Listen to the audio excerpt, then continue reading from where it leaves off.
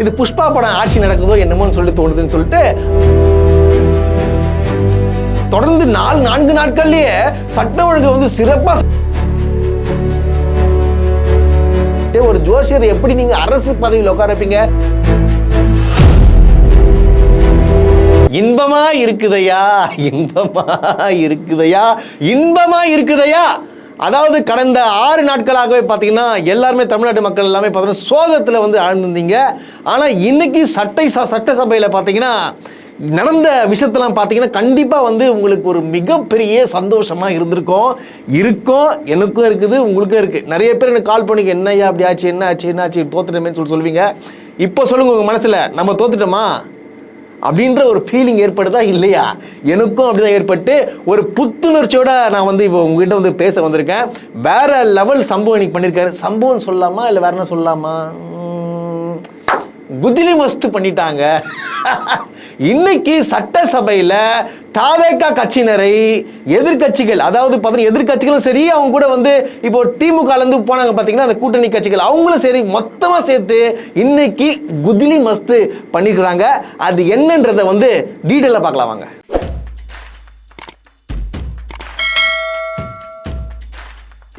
Mister Rajpriyan நீங்கள் வந்து நல்லா ஐபிஎல்காக வந்து நிறைய விஷயங்கள்லாம் பண்ணி குஜிலி மஸ்த்லாம் பண்ணுறீங்க. அந்த குஜிலி மஸ்த்லாம் வேஸ்ட்டு. நீங்கள் இன்னைக்கு நடந்த சட்டசபை நிகழ்ச்சியில் பாருங்கள், எது குஜிலி மஸ்துன்றது உங்களுக்கு புரியும். இதை விட அதாவது நீங்கள் நல்லா பண்ணுறீங்க, ஆனால் இன்னைக்கு பண்ண குஜிலி மஸ்து வேற லெவல் சம்பவம் மிஸ்டர் ராஜ்பிரியன். ஐயோ இதுக்கு நம்ம முதலமைச்சர் யோசிப்பார், இதுக்கு நம்ம தோத்துட்டே இருக்கலாமோ, என்னடா அது இப்படி பண்ணிட்டாங்க நம்மள அப்படின்னு சொல்லிட்டு கண்டிப்பாக யோசிச்சிருப்பாரு.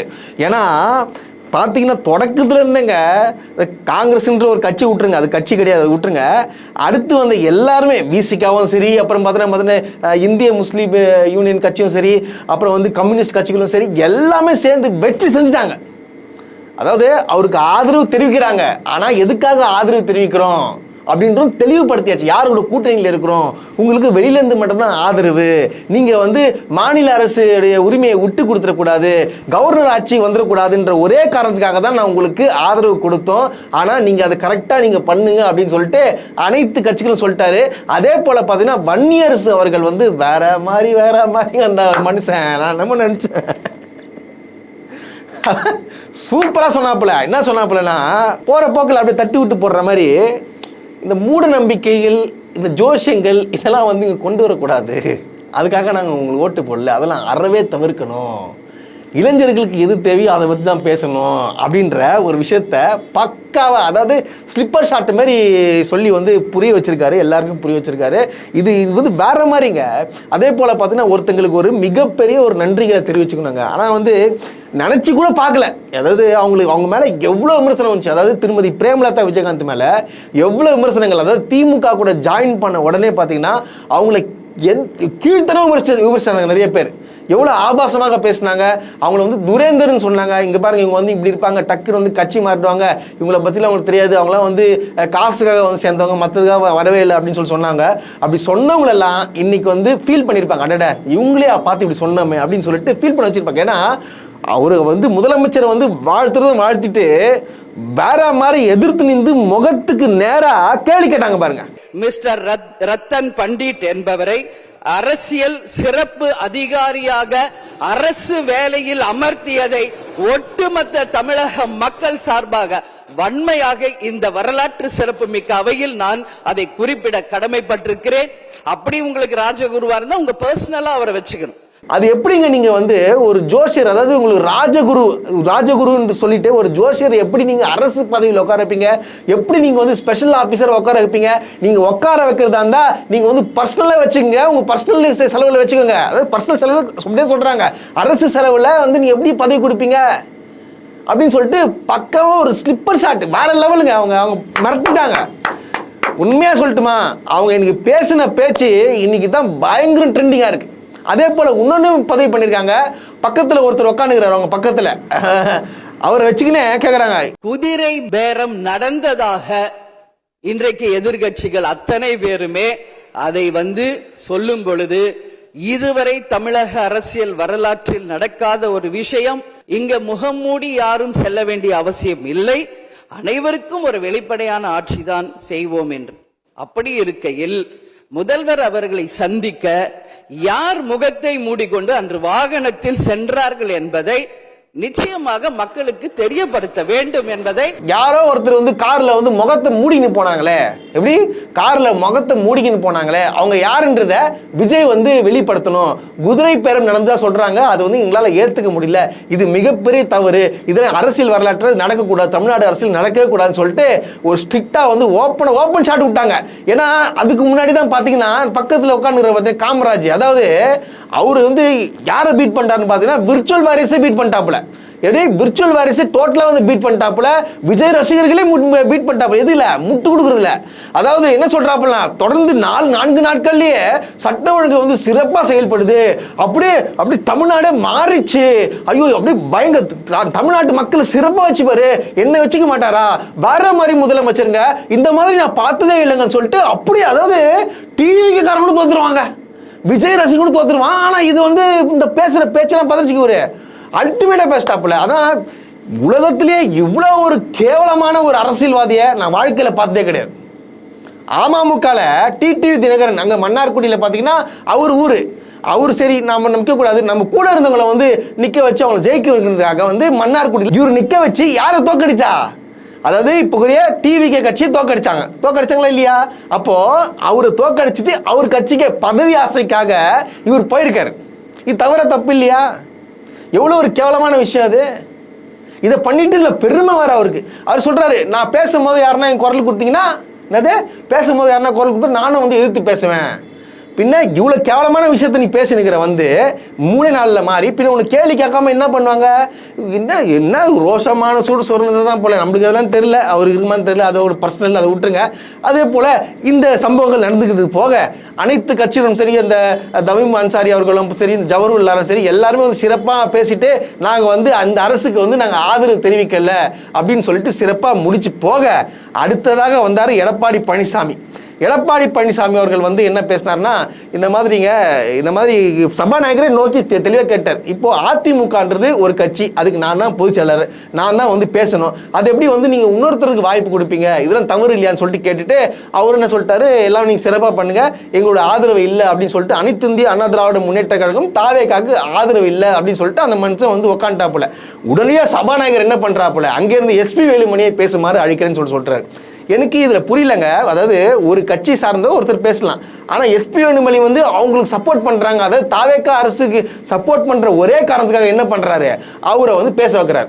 பேச வச்ச உடனே அவர் என்ன சொல்றாரு, சத்தம் டக்குன்னு ஃபர்ஸ்ட் நாங்க வந்து தாவேக்காக்கு ஆதரவு தெரிவிக்கிறோம். எந்த அளவுக்கு ஒரு, அதாவது அதிமுகன்றது எவ்வளவு பெரிய கட்சி, ஒரு அரசு பதவிக்காக எந்த அளவுக்கு இறங்கி வராங்கன்னு பாருங்க. அதை இது பேச வச்சு அவர் வேடிக்கை பார்த்து எல்லாம் முடிச்சிட்டாங்க. எஸ்பி வேலுமணி பேசிட்டாப்புல. பேசி முடிச்ச உடனே பார்த்தீங்கன்னா நம்ம எதிர்கட்சி தலைவரான உதயநிதி ஸ்டாலினை எழுப்புறாங்க. ஐயோ யோ யோ யோ யோ யோ அம்மா என்ன குதிலி மஸ்தரா சாமி, அப்போ ஐயோ கலைஞரோட பேரன் நிரூபிச்சிட்டே தலைவா, வேற மாதிரி பண்ணிட்டே தலைவா, நீ நான் என்னமோ வந்து சாதாரணமா ஆதரவு இல்லை அப்படின்னு சொல்லிட்டு போவான்னு பார்த்தா எடுத்து வைக்கிறாப்புல டேட்டாவோட. தமிழக வெற்றி கழகம் ஆட்சி அமைக்கணும்னு பெரும்பான்மையான மக்கள் உங்களுக்கு வாக்களிக்கவில்லை. நடந்து முடிந்த சட்டமன்ற தேர்தலில் பதிவான வாக்குகள் சுமார் 4,93,25,000 வாக்காளர்கள் வாக்களிச்சிருக்கிறாங்க. தற்போதைய ஆளுங்கட்சிக்கு வாக்களிச்சவங்களுடைய எண்ணிக்கை எவ்வளவு தெரியுமா? 1,72,26,000 தான். மீதம் இருக்கக்கூடிய சுமார் 3,21,00,000 பேரும் நம்பிக்கை கோருகின்ற இந்த கட்சிக்கு, உங்க கட்சிக்கு எதிராக வாக்களிச்சிருக்கிறாங்க என்பதை நீங்க புரிஞ்சுக்கணும். உயர்நீதிமன்ற அளிச்ச தீர்ப்புல ஆளுங்கட்சியை சேர்ந்த திருப்பத்தூர் சட்டமன்ற தொகுதியினுடைய மாண்புமிகு உறுப்பினர் வாக்கெடுப்புல கலந்து கொள்ள கூடாதுன்னு நீதிமன்றத்துல சொல்லியிருக்கிறாங்க. அதனால இப்ப ஆளுங்கட்சிக்கு வெறும் 106 இடங்கள் தான் இருக்கு. தாவேக்கா கட்சி பார்த்து 108 ஜெயிச்சிச்சு. அதுல வந்து ஒரு எம்எல்ஏ வந்து கணக்கெடுப்புல கலந்து கூடாது, இந்த வாக்கெடுப்புல கலந்து கூடாது அப்படின்னு சொல்லிட்டு கோர்ட் வந்து உத்தரவு போட்டுச்சு. ஏன்னா பார்த்தீங்கன்னா ஒரு சீட் தான் வின் பண்ணிருக்காங்க, அது என்னன்ற பிரச்சனையே பார்த்து உடனடியாக முடிக்கணும், அதுவரை வந்து அவர் எந்த அரசு இதுலயும் கலந்து கூடாது அப்படின்னு சொல்லிட்டு யார் சொன்னா கோர்ட் வந்து சொல்லிச்சு. அப்புறம் பார்த்தா 107 எம்எல்ஏ தான். அதே போல பார்த்தீங்கன்னா 107 அப்புறம் பார்த்தீங்கன்னா இப்போ விஜய் அவர்கள் வந்து இப்படி சொல்றாப்புல தெளிவா, நான் மறைச்சி குழப்பி சொல்லுவாருன்னு பார்த்தா ஓப்பனா அச்சு விட்டாப்புல. மாண்புமிகு முதலமைச்சர் அவர்கள் தன்னுடைய வெற்றி குறித்த நம்பிக்கை இல்லாத காரணத்தினால 2 இடங்கள்ல போட்டி போட்டு அதுல ஒரு இடத்த இன்னைக்கு ராஜினாமாவும் செஞ்சிருக்கிறார். இன்னும் அந்த தொகுதி மக்களை சந்திச்சு நேர்ல சந்திச்சோ இல்ல ஒரு அறிக்கை மூலமாகவோ ஒரு நன்றியை கூட இன்னும் தெரிவிக்கல. பயந்துரும், தோல்வி பயத்தின் காரணமாக 2 தொகுதியில வந்து நின்னாரு, ஒரு ஜெயிச்சாரு. ஜெயிச்சதுக்கு அப்புறம் வந்து திருச்சிக்கு வந்து ரிசைன் பண்ணிட்டாரு. ஆனா திருச்சி பகுதி மக்கள்கிட்ட போயிட்டு அங்க இருக்கிற ஒரு வாழ்த்து சொல்ல, ஒரு நன்றியை சொல்ல ஒன்றும் பண்ணல, அப்படி உட்காந்துட்டு இருக்கா போல. அதே போல பாத்தீங்கன்னா அவருக்கு கூட சப்போர்ட் பண்ற கட்சி எல்லாமே எங்களுடைய கட்சிகள், அதாவது எங்களுடைய கூட்டணி வைத்த கட்சிகள், விசிகா, கம்யூனிஸ்ட் பார்ட்டி, அப்புறம் இந்தியன் முஸ்லீம் லீக் போன்ற ஒரு 5 கட்சிகள் இருக்காங்க. அவங்களாம் வந்து மொத்தமா வந்து அவங்க ஆதரவு தெரிவிச்சிருக்காங்க. ஆனா வந்து அவங்க எங்க கூட்டணியில் தான் இருக்கிறாங்க. ஆனா உங்களுக்கு ஆதரவு தெரிவிச்சுக்கிறாங்க. எதுக்காகனா கவர்னர் ஆட்சி வரக்கூடாதுன்ற ஒரே காரணத்துக்காக தான் உங்களுக்கு ஆதரவு தெரிவிச்சுக்கிறாங்க. அதனால வந்து நீங்க வந்து நான் பெரும்பான்மை ஜெயிச்சிட்டேன், நான் மிகப்பெரிய வெற்றி பெற்றுட்டேன் அப்படின்லாம் கொண்டாடுறதுலாம் விட்டுருங்க. அது போல பாத்தீங்கன்னா நீங்க ரீல்ஸ் ஆட்சி நடத்தாதீங்க, இது ரீல்ஸ் ஆட்சி நடத்தாதீங்க, ரியல் ஆட்சி நடத்துங்க அப்படின்னு சொல்லிட்டு ஒரு செம்ம ஷாட் விட்டாப்புல. முதலமைச்சர் அவர்கள் வந்து இந்த பிரச்சாரத்துல எல்லாம் வந்து ஒன்று சொல்லியிருப்பாரு, அதாவது எங்க திமுகன்னு சொல்லிட்டு, எப்படி திமுகன்னு சொல்லிட்டு மற்ற கட்சியெல்லாம், அதாவது மற்ற கட்சியில மற்றும் பலர் சொன்னாங்க. அந்த மற்றும் பலர் அப்படின்ற ஒரு சின்ன ஒரு 18 எம்எல்ஏ இருக்காங்க பார்த்தீங்கன்னா, ஒரு சைடு எம்எல்ஏ, அந்த எம்எல்ஏக்களை வந்து பார்க்கறதுக்காக டிசைட் பண்ணிட்டாரு. பிளவுபட்ட குரூப்ல இருக்கக்கூடிய ஒரு தலைவரோட வீட்டுக்கு ஒரு புது சோஃபா போகுது. சோஃபா பின்னாடியே புது முதலமைச்சரும் அந்த வீட்டுக்கு போறாரு. புதுமையான ஆட்சின்னு சொன்னீங்க, இன்னைக்கு புஷ்பா பட பாணியில ஆட்சி நடந்துகிட்டு இருக்கு. அவங்க வந்து என்ன பண்ணிருந்தாங்க, ஒருத்தர் வீட்டில் பார்த்தீங்கன்னா ஒரு சோஃபா ஒன்று அரேஞ்ச்மெண்ட் பண்ணியிருந்தாங்க. அந்த சோஃபா பின்னாடியே நம்ம புது முதலமைச்சர் போறாரு. இதெல்லாம் பார்க்கும்போது எனக்கு புஷ்பா படம் ஞாபகம் தான் வருது. இது புஷ்பா படம் ஆட்சி நடக்குதோ என்னமோன்னு சொல்லி தோணுதுன்னு சொல்லிட்டு அவர் ஒரு பக்கம் மௌனம், போடுற பால்லாம் லெஃப்ட் ரைட்டு தூக்கி 6 அடிக்கிறாப்புல விஜய் இப்படிதான் பார்த்துட்டு இருக்காப்புல. அதே போல பாத்தீங்கன்னா இன்னொன்னு சொல்லிக்கிறாப்புல, அதாவது குதிரை பேரத்தை பத்தி ஒன்னு பக்கா சொன்னாப்புல. என்டிஏ கூட்டணியில போட்டியிட்ட ஒரு சட்டமன்ற உறுப்பினரை அந்த கட்சி தலைவருக்கே தெரியாம, அந்த கட்சி தலைவருக்கு தெரியாம திருட்டுத்தனமாக இந்த ஆட்சிக்கு ஆதரவு தர வச்சிருந்தீங்க. இப்ப நான் சொல்றது ரொம்ப டீசென்டான வெர்ஷன். அந்த திருட்டுத்தனமா அந்த வார்த்தையை மட்டும் நிக்கிறேன்.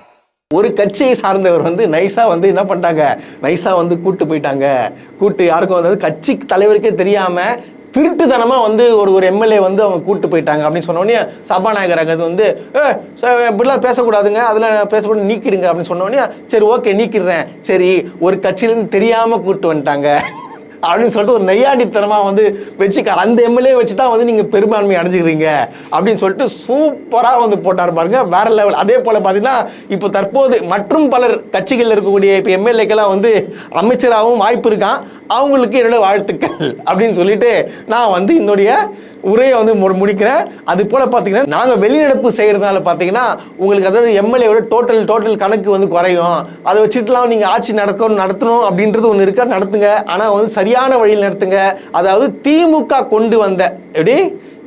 கொண்டு வந்த அனைத்து திட்டங்களும் வந்து மக்களுக்கு வந்து நீங்க கொண்டு போய் கண்டிப்பா வந்து சேர்க்கணும் அப்படின்ற ஒரு விஷயத்த ஸ்ட்ராங்கா போட்டார். ஏன்னா மே 15ஆம் தேதி பாத்தீங்கன்னா நிறைய மக்கள் வந்து அந்த 1000 ரூபாய் வரும், அதாவது கலைஞர் உரிமை தொகை வரும் அப்படின்னு சொல்லிட்டு ஏகப்பட்ட பேர் வந்து காத்து கிடக்குறாங்க.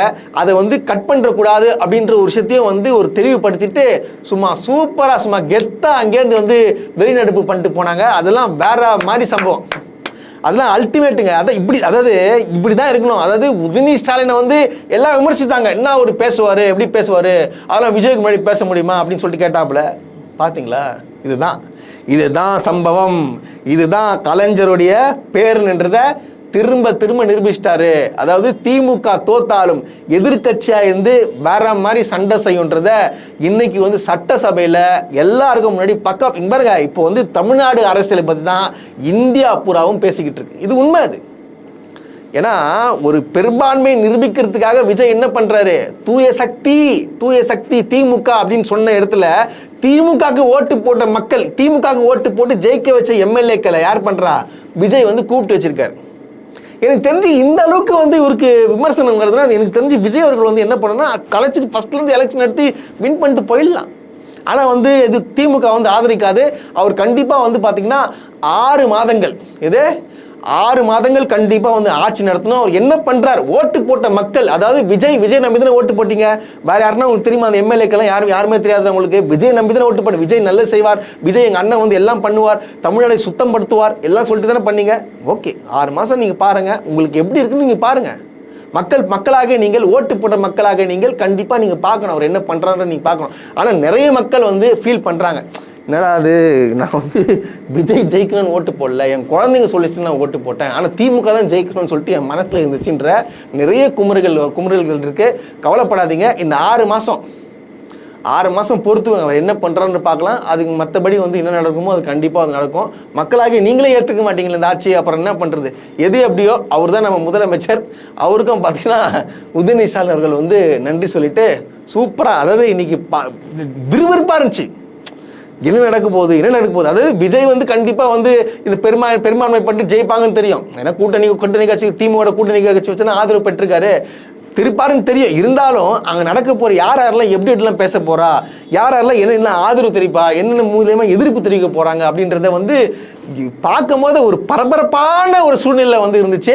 அதே போல் பார்த்தீங்கன்னா இந்த விஷயம் வந்து இதோட முடிச்சு நினைக்காதீங்க. இதுக்கப்புறம் தான் ஒரு மெயினான விஷயம் நடக்க போகுது. அதிமுகவில் வந்து நடக்க போகிற கலவரங்கள்லாம் வந்து பெரிய விஷயமா பேசப்படும். ஏன்னா இப்போ பார்த்தீங்கன்னா எடப்பாடி பழனிசாமி தான் பொதுச் செயலாளர். இப்போ பார்த்தீங்கன்னா அதிமுகவுடைய கொறடாவில் வந்து ஒரு அப்பாயின்ட் பண்ணியிருக்காங்க. யார் வந்து அதிகமான வந்து எம்எல்ஏக்கள் வச்சிருக்காங்களோ அவங்க தான். இப்போ 2 பிரிஞ்சு போச்சு. இப்போ பொதுச் செயலாளர் வந்து அவங்க மேலே வந்து நடவடிக்கை எடுத்தாங்கன்னா, கட்சி ரீதியாக நடவடிக்கை எடுத்தாங்கன்னா அவங்களால எம்எல்ஏக்களாக இருக்க முடியாது. இது தெரிஞ்சிருந்து எது பண்ணாங்களா இல்லை தெரியாமல் பண்ணாங்களான்னு சொல்லிட்டு எனக்கு தெரியல. எடப்பாடி பழனிசாமி வந்து பார்த்தீங்கன்னா ஸ்ட்ராங்காக இருக்கா போல. அதிமுக விட்டு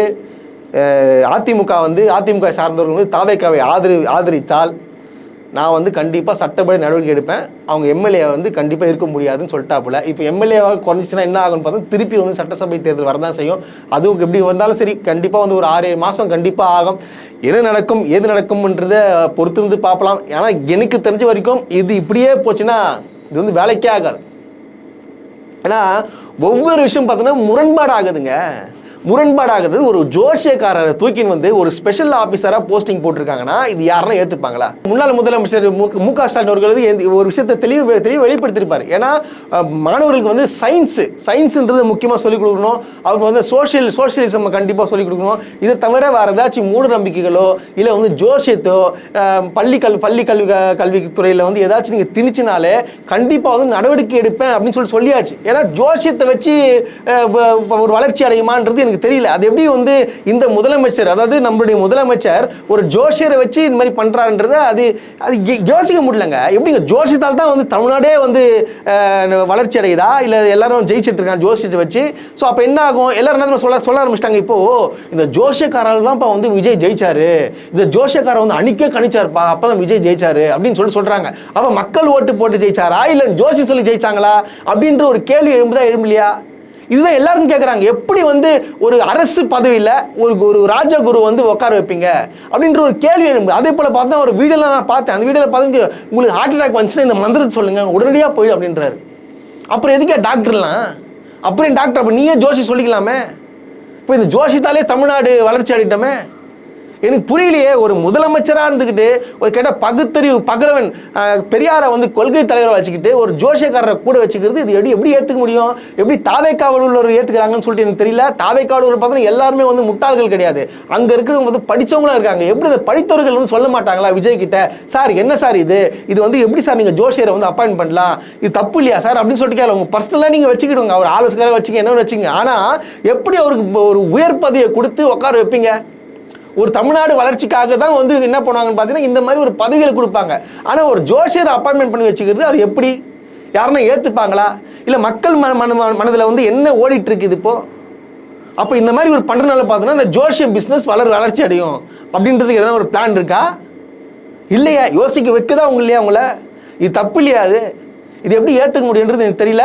கண்டிப்பாக அதாவது சொல்லியிருக்காப்புல நம்ம முதலமைச்சரும் என்ன சொல்லியிருக்காரு, இந்த பிரேமலதா விஜயகாந்த் கேட்டதுக்கு அவங்கள நான் கேட்டதுக்கு நான் வந்து ரீகன்சிடர் நான் பண்ணுறேன், இது விஷயமா நான் சிந்திக்கிறேன் அப்படின்னு சொல்லிட்டு அவங்களுக்கு ரிப்ளையும் கொடுத்துருக்காரு. கண்டிப்பாக சிந்திக்கணும். சிந்திக்கிறது மட்டும் இல்லை விஜய் சார், தயவு செய்து இந்த ஜோஷியரை தூக்கிடுங்க. இது நம்ம தமிழ்நாடு மரபுலேயே இல்லை. ஜோஷியர்ன்றது என்ன, அது இல்லை எப்படி சொல்றாங்கன்னா அது வந்து மூட நம்பிக்கை. ஜோஷியம் என்பது ஒரு மூட நம்பிக்கை. அது தயவுசெய்து புரிஞ்சுக்கோங்க. இந்த ஜோஷியம் வேலை பார்த்துருந்தாங்க ஒருத்தங்க முன்னாடி, ஒரு பெண் கோவை மண்டலத்திலேயே ஒரு பெண் வந்து ஜெயிச்சிருக்காங்க, அவங்களுக்கு ஒரு எம்எல்ஏ சீட்டு கொடுத்துருக்கீங்க. ஜோஷியத்து மேலே எப்படி உங்களுக்கு நம்பிக்கை வந்துச்சுன்னு சொல்லிட்டு எனக்கு சுத்தமாக எனக்கு புரியல. அதே போல் பார்த்தீங்கன்னா ஒரு ஃபோட்டோ வந்து வைரலாக வந்து பரவிட்டு வருது. அது என்னன்னு பார்த்தீங்கன்னா துணை சபாநாயகராக வந்து ஒரு தேர்ந்தெடுக்கப்பட்டிருக்கார் ரவிசங்கரோ யாருன்னு சொல்லிட்டு தெரியல, அவரோட ஃபோட்டோ வந்து பரவிட்டு இருக்கு. இங்கே வந்து ஒரு சபாநாயகர் கொடுத்துருக்காங்க. ஆனால் ஒரு 3 மாசத்துக்கு முன்னாடி அவர் எங்க இருந்தாருன்றதை இந்த போட்டோ மூலியமா நீங்க பாத்துக்கோங்க. தஞ்சாவூர் வேட்பாளர் மக்கள் வந்து இவருக்கு வாக்களிச்சிருக்காங்க. யாருக்கு? விஜயை நம்பி இவருக்கு வாக்களிச்சிருக்காங்க. பாருங்க எந்த மாதிரி ஆட்களுக்கெல்லாம் மக்கள் வந்து வாக்களிச்சிருக்காங்கன்றதை நீங்க தெரிஞ்சுக்கோங்க. இப்படி போச்சுன்னா எப்படி கேட்டால் வந்து ரொம்ப வந்து ஏழ்மையானவர்கள்லாம் வந்து நாங்கள் வந்து வாய்ப்பு கொடுத்துருக்குறோம், அவங்கள வந்து ஜெயிச்சிருக்கிறாங்க. இதெல்லாம் காரணம் யார்? விஜய் அவர்கள் தான் அப்படின்னு சொல்லிட்டு எனக்கு தெரிஞ்சு விஜய் ஒரு விஷயத்தை பக்கத்திலே சொல்லிட்டப்பா, நான் நிற்க வைக்கிறவங்கலாம் வந்து அவங்க எம்எல்ஏ இருக்கட்டும், ஆனால் நான் நிற்கிறதா நினச்சிக்கோங்க அப்படின்ற ஒரு வார்த்தை மட்டும் போடாமல் இருந்திருந்தாருன்னா கண்டிப்பாக இவங்களாம் இருக்கிறாங்க பற்றியவங்களாம் கண்டிப்பாக தோற்கடிக்கப்பட்டிருப்பார்கள். அதே போல விஜய் அவர்களையே நடிக்கிறதுல மிஞ்சும் அளவுக்கு ஒரு எம்எல்ஏ வந்து என்ன பண்றாருன்னா, அந்த கேவி குப்பம்ன்ற எம்எல்ஏ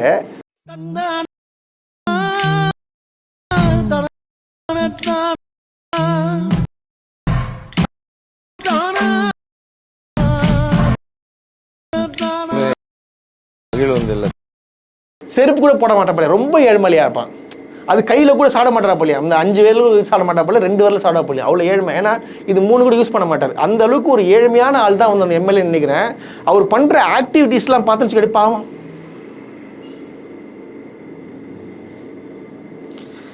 எனக்கு புரியல இது எதுக்கு இந்த பர்ஃபார்மன்ஸு. உன்னை பற்றி டேட்டாவே எடுத்தாச்சு ராஜா உங்களை.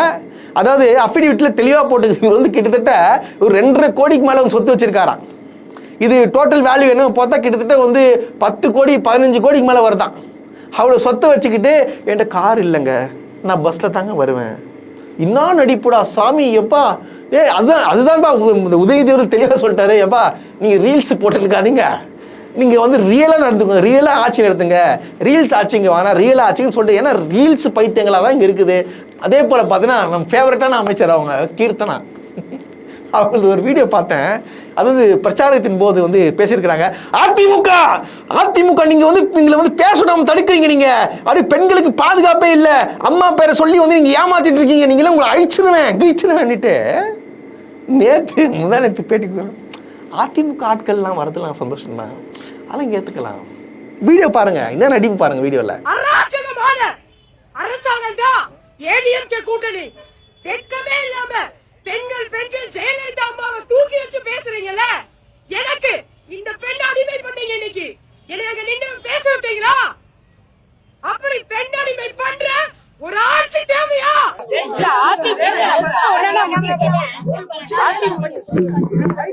அதிமுக ஆதரிச்சது வந்து ஒரு நல்ல கவர்மெண்ட் வந்திருக்கு, நல்ல கவர்னன்ஸ் வந்திருக்கு, அதை பார்த்து நம்மளுக்கு ஆதரிக்கிறது ஒரு நல்ல விஷயம் தானே. இதுல எதிர்கட்சி ஆளுங்கட்சின்ற எதையுமே பார்க்காம மக்களுக்கு நல்லது பண்ணணும்னு எல்லா கட்சிகளும் நம்ம கூட வந்து ஜாயின் பண்றது ரொம்ப ரொம்ப நல்ல விஷயம். அது போல பாருங்க, இப்படியாப்பட்ட ஆட்கள் தான் இங்க இருக்கிறாங்க. இது எங்க போய் முடியுமோன்னு சொல்லிட்டு எனக்கு சத்தியமா எனக்கு தெரியல. எப்படி நம்மளாம் வந்து இதெல்லாம் பார்க்க போறோம். ஆனா நிறைய விஷயங்கள் பார்த்து சிரிக்கிறதுக்கு, அதாவது நம்ம எல்லாம் யோசிப்பா ஜாலியா இருக்கும் சட்டசபை எப்படியே போச்சு நல்லா இருக்கும், இப்ப நாடு நாசமா போட்டுமா அப்படின்னு ஒரு பக்கம் யோசிக்குது இல்லையா. நான் என்ன சொல்றேன்னா, ஓட்டு போட்ட மக்கள் வந்து தினம் நான் ஏன் ஓட்டு போட்டேன் அப்படின்ற கண்டிப்பாக வந்து சிந்தனைகள் வரும். சிந்தனைகள் கண்டிப்பாக வரதான் செய்யும். ஏன்னா அப்படி தான் வந்து இது ஒன்றும் பார்த்தீங்கன்னா வேறு திசையில் போயிட்டுருக்கு அப்படின்னு சொல்லிட்டு நிறைய பேர் சொல்லிட்டு இருக்கிறாங்க. அதே போல் பார்த்தா சமூக வலைத்தளத்துலையும் எல்லாத்துலேயும் சரி என்ன பண்ணுறாங்கன்னா வந்து விஜய்க்கு எதிராக பேசினால் வந்து அவங்க மேலே நடவடிக்கை எடுக்கப்படும் சொல்லிட்டு வந்து ஒரு அறிக்கை ஒன்று வந்திருக்கு. அதே போல் பார்த்தீங்கன்னா திமுக சைட்லேருந்து வந்து ரிப்ளை கொடுத்துருக்குறாங்க. அவங்களும் வந்து திருப்பி கேஸ் போட்டிருக்காங்க. என்னென்னு பார்த்தீங்கன்னா யார் வேணால் பேசலாம், அது என்ன பேசுறது கூட பேச்சுரிமை கூட கிடையாதா, என்னங்க அது விமர்சனம் ஒன்றும் பண்ணக்கூடாதா, அது ஆபாசமாக பேசுறது தவறு, ஆனால் விமர்சனம் கூட பண்ணக்கூடாதா, இதெல்லாம் வந்து கண்டிப்பாக வந்து இந்த கேஸை வந்து கண்டிப்பாக வந்து பின்வாங்கணும், இந்த மாதிரி சட்டம்லாம் போடக்கூடாதுன்னு சொல்லிட்டு அவங்களும் ஒரு சைடில் வந்து அறிக்கை விட்டுருக்காங்க. அதே போல் என்ன சொல்கிறாங்கன்னா, ரோஸ்ட் பிரதர்ஸ் நீங்கள் அவ்வளோதான் உங்கள் கதை, தயவுசெய்து இங்கே ஓடி போய் பொழைச்சிக்கோங்க, இங்கே இருக்கக்கூடாது, என் கண்ணில் மாட்டாதீங்க, நீங்கள் எங்கே இருக்கிறீங்க, உங்கள் வீட்டு அட்ரஸ் என்ன அப்படின்னு சொல்லிட்டு நிறைய மிரட்டல்கள் வருது. என்ன பேச்சு பேசுறீங்க, இப்போ பேசுங்கடா தைரியமா இருந்தா அப்படின்னு சொல்லிட்டுலாம் நிறைய மிரட்டல்கள்லாம் வந்துட்டு இருக்கு.